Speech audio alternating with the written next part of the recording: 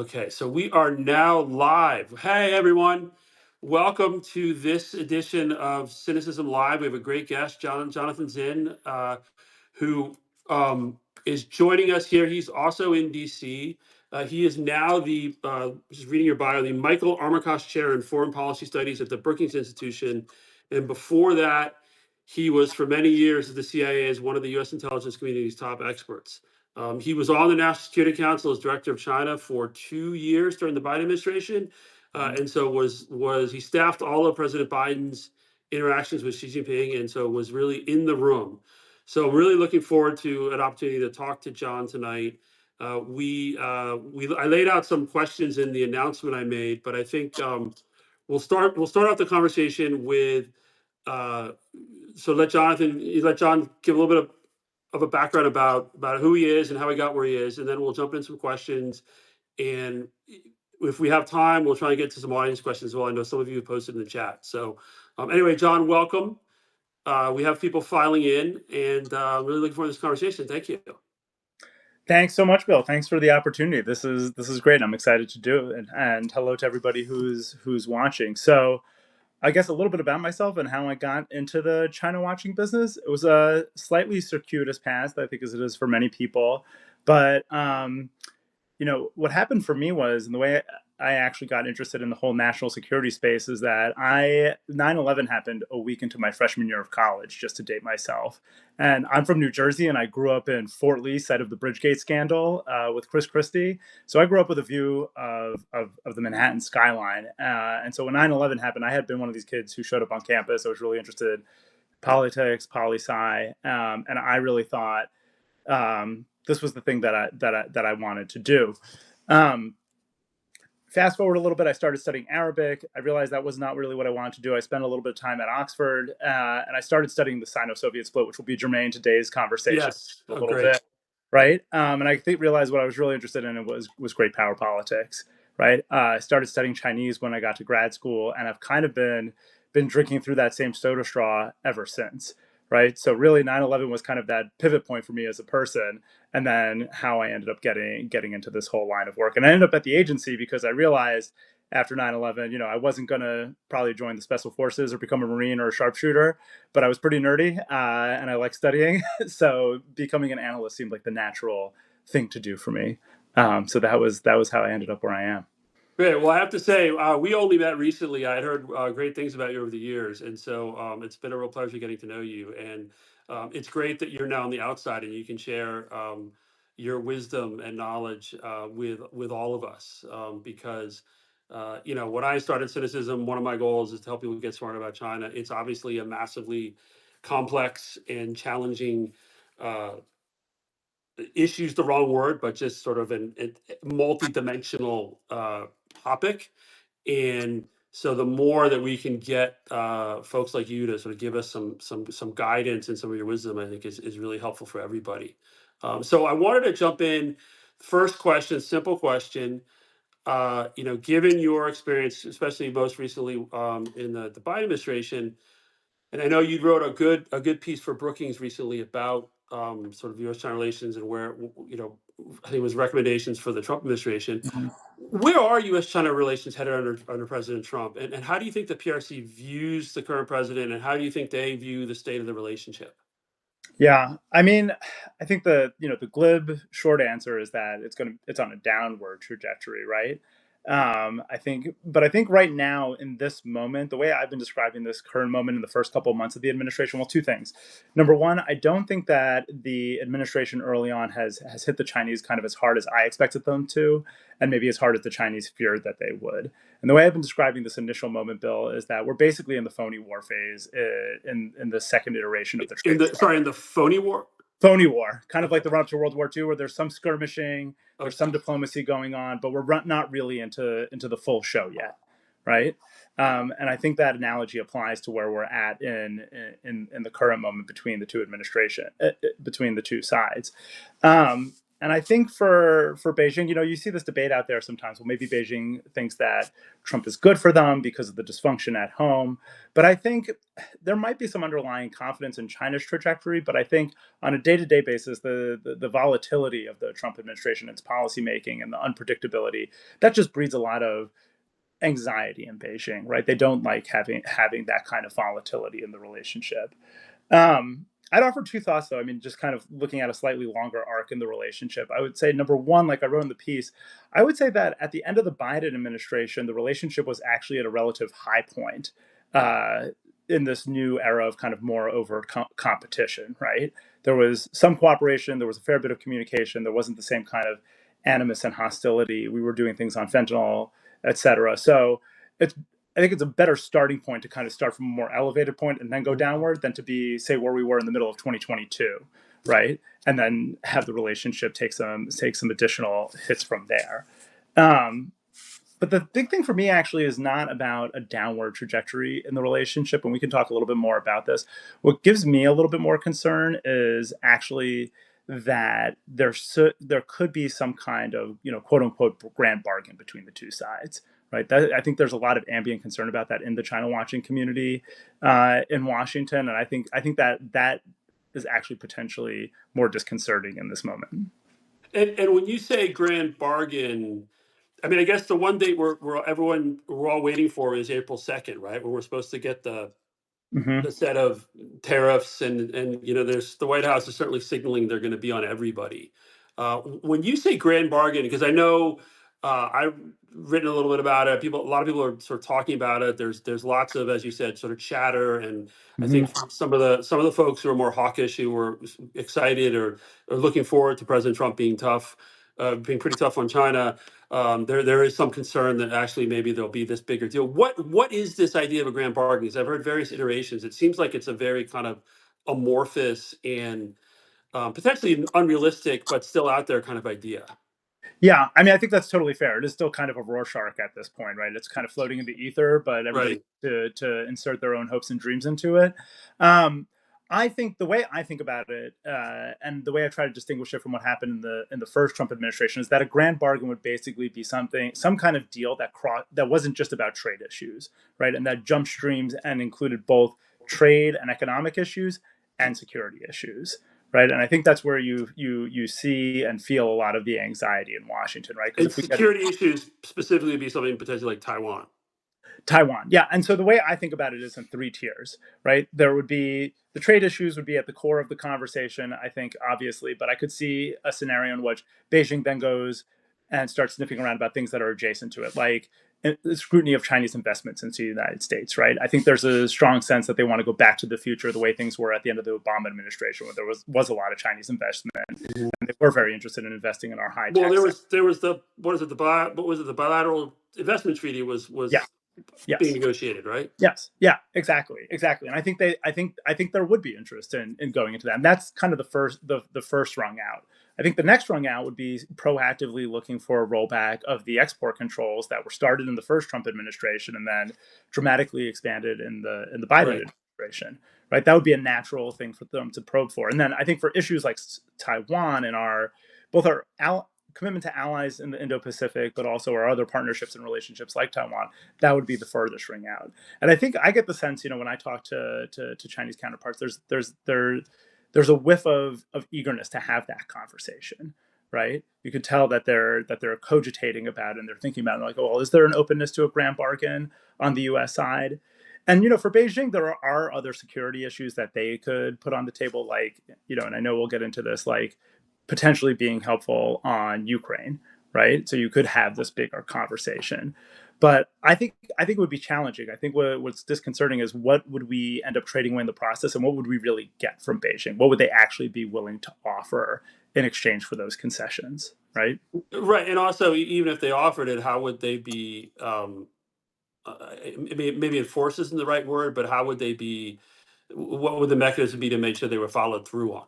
Yeah, yeah. And I think that's the really challenging thing, even if it's just a trade conversation, right? Because again, if you look at the history of the first trade war, and I know people in the Trump orbit have learned some important lessons from them, but this whole process of having the tariffs implemented and then having a discussion and a negotiation it's going to take, what, 12 to 18 months. And I think there's one school of thought that Trump would probably want to have something to show for his efforts before the midterm election. So let's say you plot a course through then, right? By the time you have an agreement, you put it in place, you give both parties time to actually implement it, you're rounding the corner into the end of the Trump Right. administration. You're into 2026. Yeah, exactly. So I think, if I had my job on the Chinese side, I would have, my counsel would be to string it along for as long as possible, right? Play for time. And I think that's actually one of the real advantages that Beijing has in all this, right? They can play for time in these negotiations and draw out the process. And the more they do that, the more they just run out the shot clock. Well, and so far, the President Trump has added two rounds of 10% additional tariffs for fentanyl related tariffs. So an additional 20%. That's not great for China, but they can deal with it. Yeah. And their responses have been relatively restrained, I think. Yeah, I think that's fair to say, right? And I think part of what's happened for Beijing is that they got ignored to these first two rounds of tariffs because there had been talk last year about 60% tariffs, Right. right? So anything that is south of that, Less than 60% is good, right? yeah, they can breathe a sigh of relief, and I think that's what we've seen so far. Not quite relief, right? But there is a certain, they've built up some calluses over time, right? And so if you come in Right. well below expectations, then that makes them feel like they have room to breathe. And so, I mean, you were in the government during the first Trump administration, and that sort of the phase one deal, which of Yeah. course the Chinese, didn't wasn't there was all this talk in the beginning of the Trump administration about this grand deal, not a grand bargain, but a big deal on trade that would involve not just purchases but also structural changes, right? And I think effectively the Chinese seem to have given the Trump administration the hand, and ultimately the Mhm. Trump administration said, "Okay, we'll just do purchases, and we'll kick the hard stuff into phase two," which of Yeah. course never happened. Yeah. Um, is there a reason though to think that any like a trade negotiations, the Chinese are willing to do anything structural, or are they going to just go right back to, yeah, we'll buy a bunch of stuff, but there isn't even enough for them to buy at this point? Yeah, I mean, I think that would be their inclination to try to go, to, phase one subcategory B, right, or phase one prime. Um, my sense is that the Trump administration wouldn't go for that because they got their own scar tissue from the first Right, war, right, and they'd want something bigger. I think the real challenge in my mind is, okay, let's say what you were talking about structural reforms, and you're putting those on the table, and you're talking about those in a meaningful way. How It's not clear to me how that would be substantially different from what they already agreed to when they did the WTO session 20 years ago, right? Wouldn't we just be getting the same series of promises? And then again, you have the shot clock problem, right? By the time anybody right. can give them time to implement it, a reasonable amount of time, give them another year or two to implement it, because these are going to be big, hard changes. It's going to require legal changes insofar as those are a significant factor in China, right? Regulatory changes, but it'll just take time. you know, how do we not end up in the exact same position that we're in already? Right. And also, I mean, I agree with that. Also, though, I think that you look at the sort of the way Xi Jinping has sort of changed the Chinese system, and sort of his focus on the structure of the economic structure, Yeah. and the focus on really building out this massive modern industrial capacity, Hmm. uh, which of course the U.S. and other developed countries say, oh, this is China has this massive overcapacity, they're exporting their overcapacity. But it's what Xi is doing is so fundamental to how he views the Chinese, how he views the development of China. Yes. It seems like he can't possibly make the kind of structural changes that, say, the U.S. would want him to do. Yeah, I think that's another part of the challenge, right? I mean, if she has already been under domestic pressure, right? The economic data hasn't been great for the last couple of years since the end of zero COVID. If he hasn't made changes over the last couple of years, right?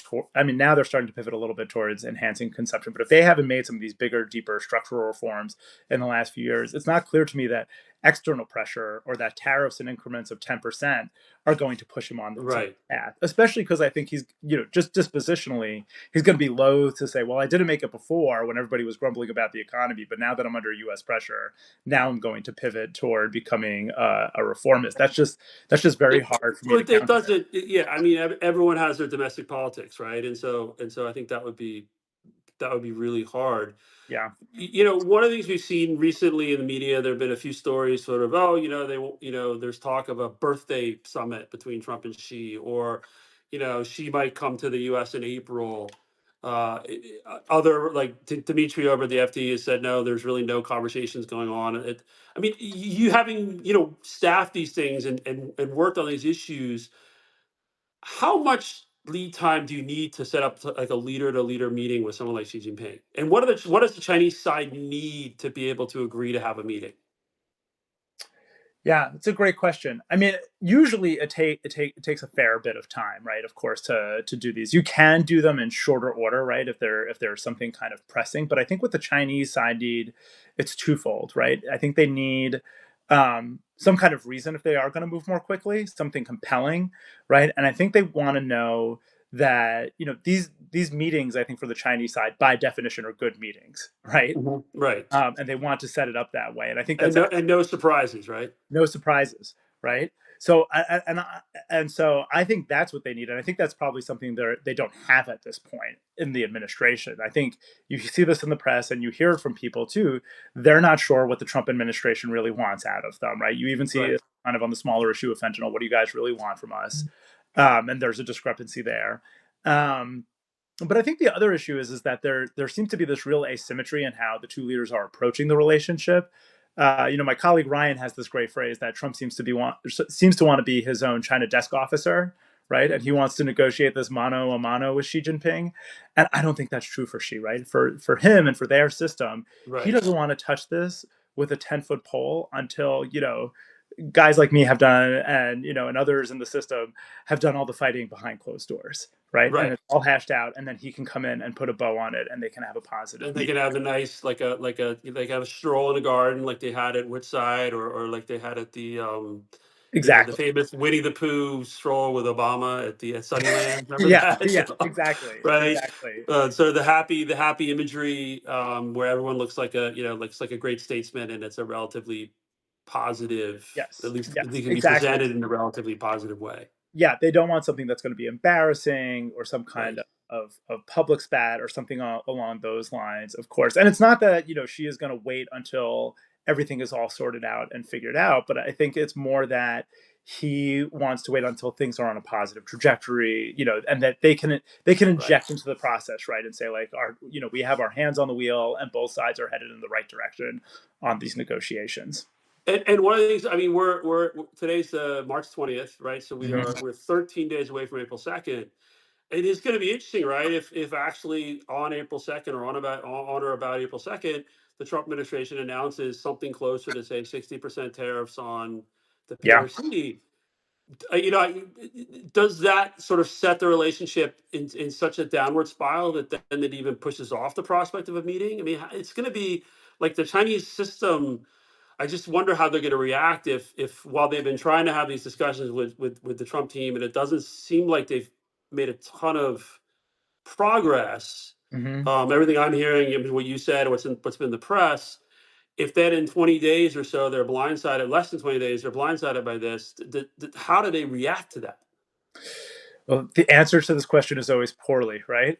um, and the real question is, what flavor of poorly are you going to get, right? Right, I could see a scenario where they just go quiet for a while, right? I think and you've seen this so far, where they've taken their tack in all this has been so noticeably different from what the Canadians and Mexico have done, right?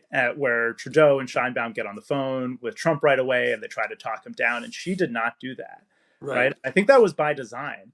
Right, he doesn't want to touch this. He wants to show resolve, especially in the opening moves of this. But I think the fact that Canada and Mexico were then on the X weeks later only validates the approach in Beijing, right?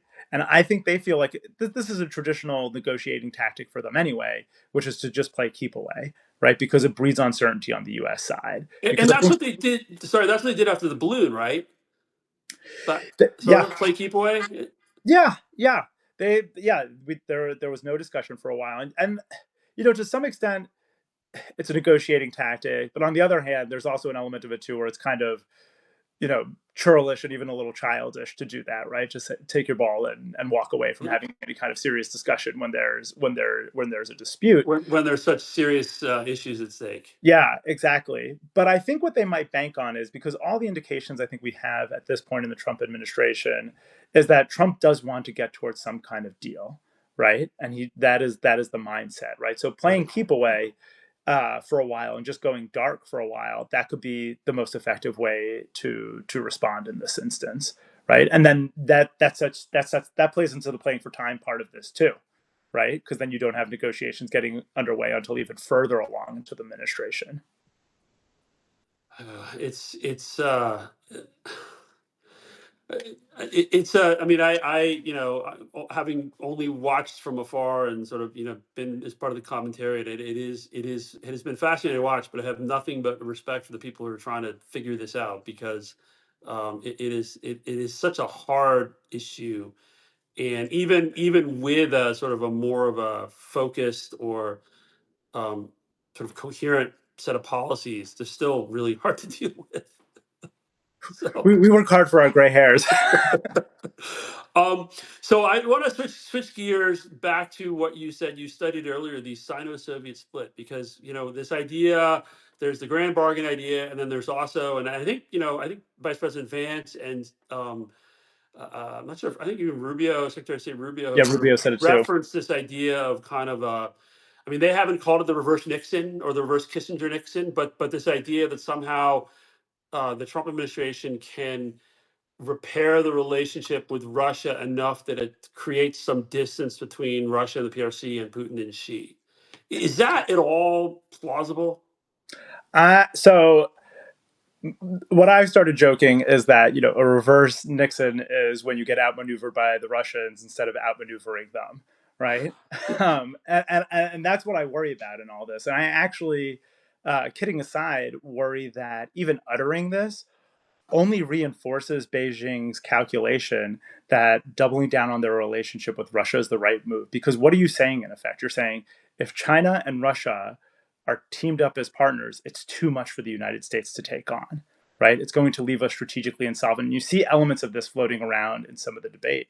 So if I'm sitting in Zhongnanhai, to my ears, that sounds like we have a winning approach. We have a winning strategy. The U.S. is going to try to peel us apart. I think the other element of this, and I think people don't appreciate this, this is not like the Sino-Soviet split. There's not natural animus between the two. They didn't just almost fight a war 3 years or 4 years before, right? Exactly. I would say, if anything, they may be closer to each other now than at any period since before the Sino-Soviet split, right? Since before the early 50s? I think it's a fair analog to go for, right? Interesting. There's a lot. Yeah, I mean, there's a lot going on there, and I think the war in Ukraine, I think, really did two things. I think number one, I think it brought the fact that there was this entente between the two sides to the surface and made it more conspicuous, right? Especially with the No Limits partnership. But the reality is, you go back even 10 years before that.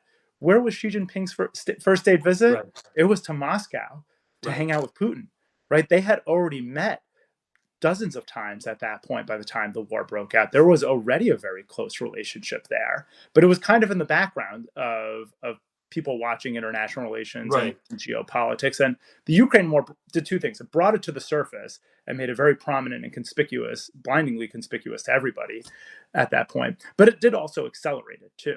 So all we've seen that's happened in the last few years, far from there being a rift, is that the relationship has just gotten deeper and deeper, right? To the point where the main role that China has played in Ukraine in this conflict is to reinforce Russia's position, right? I mean, now they're much more closely linked even than they were several years ago. So I don't see how you peel them away from each other, and they're sending clear signals overtly that that's unlikely to happen. They talked on the day of Trump's inauguration, right? They talked again, Right.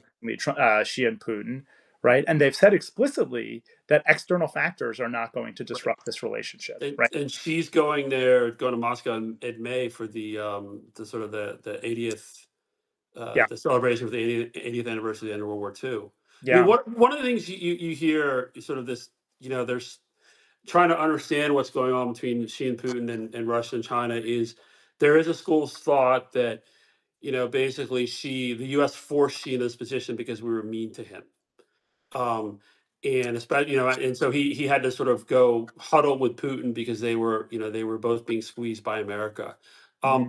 My view is not that. I mean, this is, just it really does seem like there's something much deeper going on there, and that it's gone back even before the first Trump administration, Yeah. and that it's a much more of a, to be simplistic, it seems like there's a shared worldview, and that they really do see a shared enemy, Yep. and a shared desire to. Um, Basically undermine the U.S. position globally. Is that Yep. too strong a statement? No, I think that's right. I think, like I said, the invasion of Ukraine accelerated the dynamic, but you're right. It goes back to into the Obama administration where they were already lashing up, right, and they were getting close to each other. So this notion that we somehow have, it's almost kind of solipsistic to think that it's just always about us and that we were the ones Right. who did this, right? She came into office, I think, with his own suspicions about the United States, with his own worldview, and yeah, I mean that relationship between the two of them goes back to 2013. Yeah, so Yeah. I think that's right. I mean, I feel like when you're talking about the Russia-China relationship, like many aspects of China policy, it's like you almost have to have a preamble that cites the Serenity Prayer, right? There are just some things you have to accept, and I get the impulse, in fairness to the administration, right, that it is inconvenient and it is burdensome, right, that Right. great powers like this are aligned, and there is a triangular dynamic, and we are the odd man out in this, but I don't really see a path toward changing that, right? Yeah. I mean, I don't either, but I assume that Putin will probably happily go along and see what he can pocket, and maybe he and she can coordinate on what they can pocket. It wouldn't be surprised. I mean, I will say to your point, I was living in Beijing when Xi Jinping came to power. And I remember sort of early 2013. I lived there until 2015. I was there for 10 years. Mm-hmm. I was in Beijing, had a lot of interesting friends, over the years. I remember being warned by more than one person that you really should leave. Xi Jinping does not like Americans, and he thinks we've become too westernized. Um, and, it was like, really? Okay, you sort of, but now looking back almost 10 years later, you're just like, okay, that, there was something going on behind the scenes that we couldn't really see, but that certainly at least some people in Beijing were able to sense early on what was going on. Mm-hmm. And that, I mean, that colors in some ways how I view this, but I do find it. I guess I find it a bit facile to think that somehow we can just cut some grand deal with Russia and then they'll suddenly turn on the Chinese when they have a multi-thousand-kilometer border, and I think they've withdrawn most of their troops to go fight in Ukraine. Mm-hmm. Yeah, I think that's right. And it's not Um, clear to me what we offer in return. yeah. Um, so well, I mean, again, we'll see, right? This is the Trump administration obviously has a different view of the world than the Biden administration did, and I guess we're going to have to watch and see how it plays out. But I really, I've yet to find anyone who can articulate a reason why this idea of sort of driving a wedge between Russia and China would actually work. Mm-hmm. And so it's a little bit sobering to hear you say that too. Um, so now I'd like to switch gears, talk a little about domestic politics. Mm-hmm. The big question: Xi Jinping. He's now in year 13 Mm-hmm. of being general secretary. He's third party Congress. How powerful is he, and how did this happen? Given what I think a lot of people thought had been some sort of a routinization or normalization of PRC politics, where you had uh, two-term party secretary, and then they'd step down, and there'd be some sort of a relatively is a strong word, but there's some sort of a predictable succession path, and all that's out the window. It seems like. Yeah. Well, I mean, to start with the present moment, I mean, I'll go out on a limb and say I think she is pretty unassailable, I think, at this point politically, right? And I think there's a couple of reasons for that at this point in the movie. I think one is just late in it's late in his tenure, right? He's removed any kind of focal point of potential opposition from the party, especially at the last party Congress, right? I mean, it almost felt gratuitous the way he got rid of Li Keqiang and Wang Yang. Why? Yeah, no, I think it was Couture and Hu Chenhua. I mean, who was anyway, maybe popular, but yeah, no, it did feel gratuitous. Yeah, I mean, all these guys were already marginalized, right? Yeah. So why get rid of them? And I think it just underscores Xi's mindset about Chinese politics is that power exists in its exercise, right? So there's a time factor here. There's a lot of good political science literature about this. That if you're going to strike at a potential strong man like this, you have to do it early on, right? And it's almost like a bad game theory problem, right? Like it's like, if Andrew and I were going to conspire to overthrow you from Sinocism, Andrew would have every reason to sell me out, right? Wait, who's Andrew? What's that? What am I not hearing about? I know exactly. See, but that's kind of how the logic works. The more power they accrue, Right. the more everybody has an incentive to fold for that. So I think there had been talk about backlash over the course of his tenure in office, but I almost see that as a symptom of how much power he's accrued. That there's grumbling. I think probably by the end of his first term, it was already too late, right? So it's time, and it's also, like I said, who would be the focal point of opposition? Jiang Zemin is dead. Hu Jintao is immobilized. Nobody And else really. not has been sick for a while. Yeah, exactly. So there's not really a natural rallying point for opposition to him. And I think the way that we got here is that there was a lot of talk. I mean, it is striking. If you read all the academic literature, most of the academic literature, with a couple of exceptions like Joe Fewsmith, for the quarter century before she took power, it was all about collective leadership and institutionalization of leadership. And I know I think there were some people at the time who saw Xi basically taking over the top three positions concurrently as the apotheosis of that model, right? This is the first Yeah. time we're No, having. my grad school advisor was Alice Miller. Right. Yeah. So Very much of that school of thought, yep, right? And I and was very right for a long time, and then she sort of threw the table over. Yeah, I think that's right. But I think there was always a certain thinness to that explanation, right? Jiang Zemin held on to his position until it became politically untenable. He Right. still had a lot of friends, both in the high command and in the Politburo Standing Committee. And he was still always kind of lurking on the scene. So the extent to which we had institutionalization, I feel like we had more of the facade of it than some kind of really meaningful institutionalization. Right. Some of that is just because it's hard in a political system like that. Well, and there were the thing is I mean, there weren't actual like written rules, right? This was just sort of these norms, which we've Norms. learned now were not actually norms. Right. And what the norms were predicated around too was that it was almost like their own version of checks and balances, right? So you're going to have a standing committee, you're going to have the security services represented on there. But what that means is that everybody is basically supposed to be guarding their own turf, right? Right. And I think what happened under Hu Jintao was that was the model, but Hu Jintao couldn't really get anything big done because of that, right? And I think it bred a lot of the infighting among the top leaders, and it also means that corruption could really set in that time period too, Mhm. right? Because everybody kind of had their own baronial fiefdom that they were running without accountability to other members of the leadership. And I think one of the other important norms that was related to that was that going back to the 80s, there was this kind of informal gentleman's agreement, right? Nobody on the standing committee or on the Central Military Commission had been touched for corruption Right. until Xi Jinping came into office, right? So when you combine those elements of what were institutionalization, those are all the ingredients for really serious pathological dysfunction, right? And I think that's basically what was existing by the time Xi became the heir apparent. Like I have this feeling that Xi got to Beijing, and it was like you're walking through Rock Creek Park and you pick up a rock and you pick it up, and underneath there's nothing but worms and gross stuff, right? So there was this facade that the place had been institutionalized. It looked smooth and shiny on the surface, but when you Right. pick But it up, there's a lot of rot underneath, right? And some no, of that is endemic. Even the logic of how institutionalization was supposed to work still allowed for that. It was even predicated on having a certain element of that. no, I remember when I was living in Beijing. I mean, we knew some folks who were sort of princeling-ish, and I remember people saying, "Oh, Xi Jinping's like the last hope for the party." Yeah, Like the people in Beijing. It was really it was coming apart by like 2011, 2012. The corruption was so bad. yeah, It, yeah.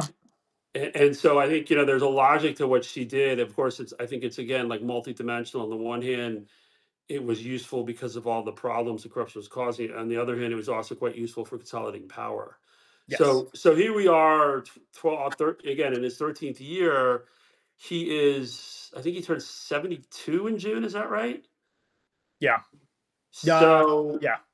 Yeah. It was born in and 3. in previous, like with Hu Jintao, and Jiang Zemin and Hu Jintao, there was, at least in their second 5-year term, right, you could point to people in the Standing Committee who said they're the likely successors, right? Yeah. Is there any sign of a possible successor? Is there anyone that sort of, I see people speculating, but is there any credible reason to believe anyone around him is a possible successor, or he's grooming anybody right now? No, I think at this point that it's not, and I think that's by design. I don't think he wants to, and I think it's worth remembering for people too that you know, it's a problem because he doesn't want to designate a successor yet. I think he still thinks he's got plenty of runway to go with and be the top leader, right? But the other thing to keep in mind too is that before Hu Jintao, getting named heir apparent in China was like getting the kiss of death, right? It was like a one-way Yeah. ticket to being dead in a ditch in Mongolia, or purged, or marginalized, or put under house arrest. It was not a happy fate Right. to get dubbed the heir apparent because everybody had the knives out for you from that point going forward, right? And I think she doesn't want to get into the politics of it yet at this point, right? This is, again, like one area where I think the political science literature does do us a favor. There's this conundrum, which is basically, how do you give somebody enough wasta and credibility to credibly succeed you, but not so much that they become a threat to you, Right. right? Or they can succeed you before you want to be succeeded. Yes, exactly. Yeah, exactly. And I think that's the real conundrum. And I think she doesn't even want to start countenancing that or letting other people really think about that in any kind of meaningful way at this point. Which is interesting because I guess on the one hand he's 72.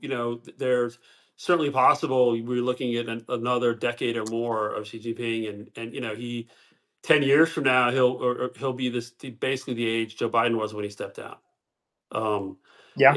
and so there's no reason that I think President Trump is what, 70, 78, 79. Hmm. So there's no reason to think he can't be fully functioning for many more years. And then I guess that's the question: is this really is Xi's China, and his vision? Back to the discussion about sort of Putin and Russia, Putin and Xi, and Russia and China. Um, this doesn't seem like, from an American perspective, this doesn't seem like a challenge that we can sort of wish away or hope we sort of run the clock out on. No, I think that's right. And even if she were to drop dead tomorrow, anybody who would be a contender to be in that position is somebody that he would have brought up, and somebody that it would probably be somebody that he's known for decades, where there'd be a fair bit of overlap in worldviews, right? I don't think there would be the same kind of maybe heterodoxy that you had, say, like at the start of the Deng era, right? Where Right. where there had been such suppression, and there were other people with different perspectives on how China should be run. I don't think we're at that point right now. Oh, it's really quite amazing. If just think about how he was able to outsmart all these people. I mean, the knock. Again, you hear people would sort of, I mean, especially in Beijing, people are always grumbling. The knock for a while is, oh, he was not very smart. He didn't do well in school, and you're just like, yeah, but look where he is. He outsmarted everybody. Hmm. Yeah, yeah. No, as a China analyst in Washington, I would console myself if I got something wrong. It's like, well, clearly Zhou Yonggang missed the ball too. Right. He's got the benefit of the security services and the Right. intelligence apparatus at his fingertips. So, Morshilai, all these guys gotta just completely misread him, and yeah. so No, he's like the paradigmatic example of hide and bide, right? yeah. Where he held on to it for a long time. But I do think part of what facilitated his ability to do this, like the way I think about the way he operates in that political system, a lot of it is about the heritage of being a princeling, right? It's like an electrician walking into your home, right? They know what wiring there is behind the wall to make this thing work, and they know which wires they can safely cut, and they know which ones are going to zap you, right? Whereas if you and I tried to do it, we would be zapped. And I think Zapped early on. Yeah. yeah, and Hu Jintao got zapped a couple of times, right? But I think he has an intuitive grasp of that and of those power dynamics, and an actual firsthand knowledge of it, of who is connected to whom inside that system, and where he can push and where he needs to hold back. Interesting. Well, certainly in an area that he's pushing, he's obviously been pushing quite hard on the PLA, Yes. right? He had the which year was it? He had the second Gutian meeting, like was it like 2014, yeah. 2014, right? And then which launched not only a big corruption campaign, but some pretty significant reforms, structural reforms at PLA that had been talked about for, again, to your point about how he knows he has this, he's able to get stuff done. The stuff that was talked about for by his predecessors, they could never get past the sort of the um, the obstacles within the PLA and the power centers of the PLA. So here we are, 2025, 2024, even after this decade long or a decade or so corruption crackdown, these changes, he's still, he's lost two ministers of defense and a member of the Central Military Commission. What do you think is going on in the military? Is it just so corrupt that it's going to take a couple generations to sort of root through all the corruption, or is there something else going on? Yeah. Well, I think the way I've been trying to think about it is to try to see it along the longer narrative arc of how the anti-corruption campaign has played out in the military, right? Like I'm very struck that the starting two things. Number one, I think he started with the military for political reasons, right? I don't think it was necessarily just because it was the most corrupt part of the system. I think he knew that if you go back to the 80s, Deng never had the top party position, but he was always CMC chairman. So I think he wanted to get them under his thumb early on, and corruption was the way to do that. And I think within the PLA, where did he focus his attention early on? It was on the political commissariat, right? Because that was the most natural place to engage in empire building inside the PLA, because you control all the promotions, you control all the anti-corruption investigations at that time, which means those are the first people that you grease, right? If you're going to engage in corruption. And I think that was no accident, right? That was a way for him to get a hold on the PLA politically, right? And it was kind of the opposite of the the quote everybody likes to use of killing the chicken to scare the monkeys. This is the exact opposite. It's just go right for the monkeys. Yeah, go right for the monkeys. Well, because it sends a powerful signal, especially if you're talking about a guy like Shu Tsai-ho, who would have been involved in every general officer promotion for nearly a decade. Anybody who had ever done him a favor, anybody who benefited from his largesse, would have been terrified after that moment, right? So that was a natural place to start. And there were other things going on around that time too, like actual just like kind of what I call like New Jersey graft and corruption, right? Like people just skimming off the top because they were focused on the general logistics department and other parts of the system, where it's just a natural breeding ground for corruption, right? You're catering meals, you're providing various services, that kind of thing. I think what's interesting is that if you look at the arc of it, when it started to accelerate again, in the last few years, the focal points of corruption were again kind of places where you could see people just skimming off the top, or where it would be obvious, right? Because they were the places that were getting a lot of resources in the PLA, namely rocket forces, right, with their huge nuclear build out that's been documented by the China Military Power Report for the last few years. Right. And if you're seeing a program of that scale, I could imagine a scenario in which somebody says, well, nobody's going to notice if 20 grand goes missing over this huge multi-billion-dollar project.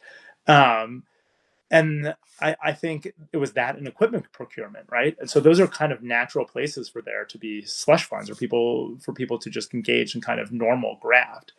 I think what's really interesting and different is about the Miao Hua scandal, though, is that it goes back to the origin of the story, right? It's why is he hitting the political commissariat again now?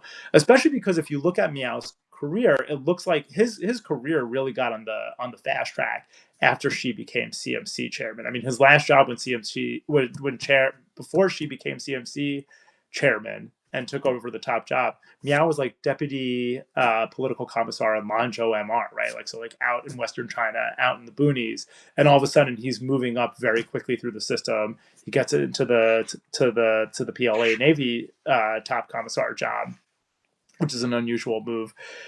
And so he's clearly associated with him. So I've still been chewing through, what does this actually mean? My pet theory, and I don't really have enough evidence for this, but I think among the available hypotheses is that he was probably engaged in something that could have been considered mountaintopism, right, back in the day, that he was using his position to build up his own network. Right. And it was hard to find, I took a long look at this before writing my last piece on this, to find, a sprawling network of people from the 31st Group Army, right, which is where he grew up, throughout the PLA High Command. Except the only other person on the CMC who's from the 31st Group Army is He Weidong, around whom there are now rumors swirling that he's been talking. right?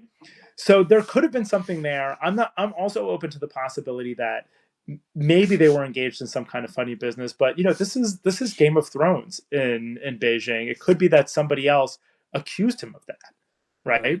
And he's got some kind of rival because of the position and because he got these helicopter promotions. So we just don't know. But when I try to think this through, and try to think about the context and where he fits into the organizational structure, that to me jumps out. And so what I've been on the lookout for, since I can't find evidence of a network going downwards, it's not, I think I said in my piece, it's not about who goes up, it's about who goes down, right? So Hmm. we start to see other people from the 31st Group Army go down. I think that then would Right. suggest there's something else going on, especially if it's the CMC vice chairman. And it's hard because they don't, when folks in the PLA go down, they don't always announce it like it's some sort of a sort of a civilian official.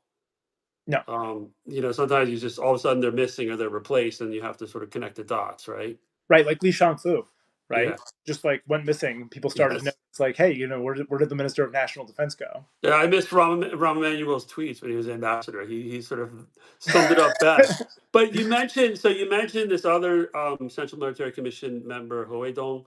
Hmm. And so I actually have a question about him, but also about rumors and sort of how you look at rumors. So about a week ago, we started hearing that Dong had been taken away at the end of the National People's Congress. Right? Hmm. He was there. He was part of a meeting with Xi. Had his own meeting with like the PLA, People's Armed Police delegates. He doesn't, it's not like he shows up in the propaganda media, propaganda reports like on a regular basis. So he's been out of sight for 10 days, but that's not at all abnormal given sort of if you look back over the last couple of years, there are plenty of longer absences. Hmm. But so the rumor is that for whatever, no reason given why, but that he was taken away, that he's under investigation. Um, so I have two questions. The first question is, how and I had mentioned the newsletter a couple of days ago. I usually try to avoid these rumors, but I started hearing from enough people asking like, why aren't you talking about this, what's going on? Then I asked around. I heard from a couple people who are usually pretty good that they're hearing that maybe it actually is true. Hmm. um, but how do you when these rumors pop up, I mean, how should we look at like what to take seriously and what to wait on? Because now you've got Newsweek reported on it, Politico had it in their newsletter this morning, so it's Hmm. like out there that it's a done deal when it's not official. Yeah, And then so that's the first question. The second question, if it's true, what does it mean? The yeah. easier question. Yeah, that is the easier question in some ways. I mean, for the rumors, part of it is just does it make sense, right? Like there was all this chatter after Miao Hua went down that the next candidate was going to be Dong Jun, right? The Right. the current Minister of National Defense, and that turned out not to be true because he's by all accounts alive and well still at this point, right? But I think that what's important there, right, when you're trying to look at the rumors is not just looking at the source. Like I know a lot of the He Weidong rumors first started flying, I think maybe over the weekend, and it was largely like, basically like dissident press, right, that might be hoping for his. Right. It was this one there's like Chinese reporter. I think he's out of the country now, and I don't think he's Falun Gong linked. But then there were a lot of Falun Gong accounts that were sort of amplifying it, which is always a little bit of a yellow flag. I mean, they're not always wrong, but they're not always right. Put it that way. Yeah. So, I mean, it's worth paying attention to them, but I think the reality is, you have to think about what would this make sense in this context, right? Number one. But number two, I do think the more interesting questions to think through when you start hearing these kind of rumors is about what does it mean, right? Or what if he does go down? Because the reality is, especially observing it from the outside, you're not going to know until there's some kind of announcement, right? Right. But I think from my perspective, what you want to do when you're studying Chinese politics and trying to pay attention to it on a regular basis, you don't want to be engaged in post hoc analysis, right? You don't want to just find like the most recent data point and then you're working backwards to explain what happened, right? And maybe this is just my training as a CIA analyst, right? But you want to have an intellectual schematic in place before something like this happens so that as information arrives, you know what cubbyhole to put it in, right? You want some kind of, we would call it signpost and indicators. Okay, if we see the following things, we know we are living in this universe, right? And if we don't see them, that means we're headed in a different direction, right? And I think being able to do that rigorously and kind of have that a priori framework ahead of Mhm. time that's how I try to triage the information, right? Some of these things you're just not going to know until you actually know. But I think for the real questions about what does it mean? You can have that. You can do that homework ahead of time because it just requires, kind of chewing on a pencil and really thinking it through. So like, I know that's a little abstract in this context, but like, the way I like to think about it too, or like explain it to people, like if you go back in the time machine to 2011, 2012, right before she takes office, and you want to do an exercise, say, okay, what if the next ruler of China wants to return China to strongman rule? What would be the things that he'd want to do, right? Okay, he'd want to get rid of other factional groupings on the Politburo Standing Committee and CMC. He'd want to be named the core of the leadership, right? He would want to have his own personal name associated with the ideology, unlike Right. Zhang and Hu's, right? So you can make yourself this kind of checklist so that there are observables, and you're not just kind of chasing around rumors. So that's a little bit of a long-winded answer, but I think that's the best way to approach some of this, right? Like one of the things, and the challenge too, right, is also even if it does turn out to be true, there's something wrong with the way Dong, and they announce something. It's like Xinjiang. Do we ever really know what happened? Like what they announced doesn't necessarily have to be what actually happened. yes, exactly. Yes, there is that. There is that. Yeah. I think a couple of things. Like my initial thought with like Ho Weidong and some of these other guys that have gone down is that I think this is my own view on this initially, is that Xi has gone from in his first term going after his rivals to now he's going after his friends, his own people, right? Yeah. Which, I mean, if you're inside, quote unquote own people, yeah, right. Which if you're sitting on the inside, that's pretty disconcerting, right? It really keeps everybody on their toes. And I could see, it's not that I don't think he picked these people to necessarily set them up, but if their rumor starts rolling around them or there are accusations made, I think that would explain why he's comfortable then with getting rid of them, because what it shows to people in the system is that even if she has promoted you and you have this relationship with him, you're still disposable at the end of the day, and regardless of your position, he'll still dump you if he thinks that that's the right thing. And that goes to the question of like the fact that, say, he took out Miao Hua. I mean, is that a sign of weakness or a sign of strength? And the reason I ask that, actually, I'm tying it back to like U.S.-China relations, is I hear some people in this town saying, there's chaos in the PLA. It's a sign that she's under threat. It's a sign that he's weak. And I worry that that may feed into this idea that somehow the U.S. has more leverage or more ability to pressure Xi because they perceive weakness, when in fact she and the other people in the system may have the opposite view of what she's doing.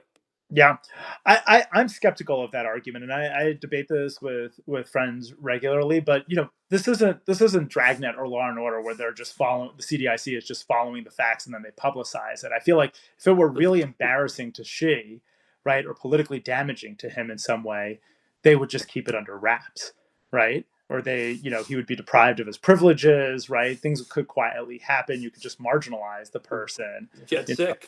Get sick. Yeah, exactly. There's a variety of other ways you could play it, especially since the system's so opaque. They don't have to publicize it and say that something bad happened. So that makes me skeptical of that argument that this somehow weakens him. And then that's also buttressed by the political logic of how is this going to be interpreted by everybody else in the system, that yes, it is scary. I think from a US-China perspective, though, I don't think it means that she is necessarily weaker, but I think what it does indicate is that, and this has been true now since she has come into office, or since he's been CMC vice chairman, really, he doesn't have confidence in the PLA, right? And he doesn't think that they're up to snuff. And I think that it would also provide a logic, too, about why he's been so tough on them, right? There are political reasons to do that because they're the guys with the guns. But you think you might really need them because the competition with the United States is intensifying. You're going to have very short patience for graft and corruption and the kind of shenanigans that you had seen previously. Right. No, that makes a lot of sense, and that actually, and I want to be respectful of your time. You've been it's been terrific. Just the last question, and it comes in the chat, but it's related to this: is how important do you think she views having Taiwan become part of the PRC to his legacy? And it's related to, though, in terms of, he's not going to live forever. If he does think it's important, but he also doesn't think the PLA is up to snuff, what are his options, or what do you think he'll do? Yeah, so I know this has become like almost more of a theological than an empirical question, right? Shadow watching community. My own view on this is, right, and I think about this through the prism of Xi's biography, that, I think it was 11 years ago now, he met with Ma Ying-jeou at the Boao Forum, right? And that was the first time the head of the Yeah. CCP and the KMT had met since the Marshall Mission in 1946, right? So I think I think what Xi needs as he gets older and as time goes on, he does want it to be part of his legacy, but I don't think he necessarily needs to quote unquote solve the problem. But I think as he gets towards the end of his life or towards the end of his tenure in office, I think to have less than what he had in his first term is probably unacceptable to him, right? He can't have Taiwan have drifted further away from Right. some kind of notional unification towards the end of that time period. So I think for right now, he doesn't have confidence in the PLA. I don't think he's not a gambler. He's not violent the way Putin is, right, and not willing to take the same kind of risk that he is. And so I don't think he wants to go there. But that calculus could change. He could get antsier as he gets older, as the PLA becomes more capable. But I don't think that's where we're at right now, right? I think for now he wants to find a pathway. I think the problem is that it's not clear to me. I feel like the military equation is very important, and I feel like in some ways, as much attention is devoted into Washington, there's still not enough done really necessarily. I don't know how much if we've done enough to really grapple with it truly because we're so focused on other global priorities and other global hotspots. But I think the discussion about 2027 and about timelines and about the PLA to some extent has overshadowed the fact that it's not clear to me that she really has a viable political strategy for realizing that objective, right? They're now on their third DPP presidency, right? There's not any evidence that they're talking. So what is the political strategy? I don't think anybody outside of Beijing really thinks that one country, two systems is a really viable pathway for Taiwan in the future. And I don't think they've. I think what happened in last year's election in Taiwan, where you had the split election, the DPP won, and then the KMT won, the legislative yuan. I think it was stabilizing in the sense that it did just enough to keep hope alive in Beijing. That maybe they still have a viable strategy Right. for moving in this direction. But I think the objective reality is that if you go back to the Hu Jintao era, Hu had this very kind of Marxian notion that the changes in the economic structure were going to track changes in the political superstructure, and Taiwan was just going to fall like a ripe apple into their lap, right? You'd have more people-to-people exchanges, more economic exchanges. That clearly wasn't working, right? She has taken a tougher, more coercive approach. That doesn't really seem to be working either, right? So The I lesson really, of Hong Kong hasn't helped. yeah, and it hasn't Yeah. helped at all either in that sense, right? So I do worry that there's kind of an intellectual bankruptcy at the heart of their approach to this problem on the political dimension, and that they haven't really been forced to reckon with it yet. And that was one of the things that I worried about going into 2024 was if it's DPP sweep, are they going to have that moment of reckoning, and then what Right. happens after they go through a process of thinking about like, well, we don't really have a clear strategy for getting towards this. What do we do next? No, I mean it's such an important question for so many people, and it's unanswerable. And I mean, I remember your colleague Ryan Haas at Brookings, and then I think it was Jude Blanchett when he was at CSS. They had a piece in Foreign Affairs maybe Mhm. last year, the year ago, which I mean was sort of the most sensible article I saw talking about sort of prospects for Taiwan. But basically, the answer was like kick the can down the road as long as possible and hope something changes. I Yeah, mean, I'm simplifying, but that sort of seems like the sort of the where the best we can hope for at this point. yeah, yeah. I mean, especially because they don't seem to have a viable Yeah, strategy for no, this, it's And it's interesting because you see this idea floating around now too, and maybe it's just because this happens episodically at the start of every new administration that we should have a fourth communique with China, but it's kind of like the discussion we were having at the outset about the trade war. It's not clear to me that if we get into some kind of negotiation over this, how do we end up in a better position? We're the balance between the two countries. It's only gotten better for China in the ensuing 40, right, right? right. So And how do how do you do this communique? I mean, Taiwan is not a client state. Taiwan has a 23, yes, 4, 5 million people. It's democracy. They have agency, right? What's their yeah, seat at the table? Yeah, exactly. But it's what we're building this edifice on, is basically that we acknowledge China's claim, but we don't recognize it, right? Yeah, Like that verb is doing a lot of heavy yeah, lifting, yeah. right? That's a lot of weight to put on it, but it's proved remarkably resilient. Well, So I think we're about an hour. I really appreciate your time. Is there anything else you'd like me to ask you or you want to say? Or I mean, I feel like I've learned a ton from you. This has been great. Thank you. No, this has been a lot of fun. Thanks so much again for the Yeah. opportunity, Bill. I really enjoyed this. So just so everyone know, John is on Substack. He doesn't write yet. I'm trying to get him to do more, and so he might start publishing his work, like republishing his work from Brookings.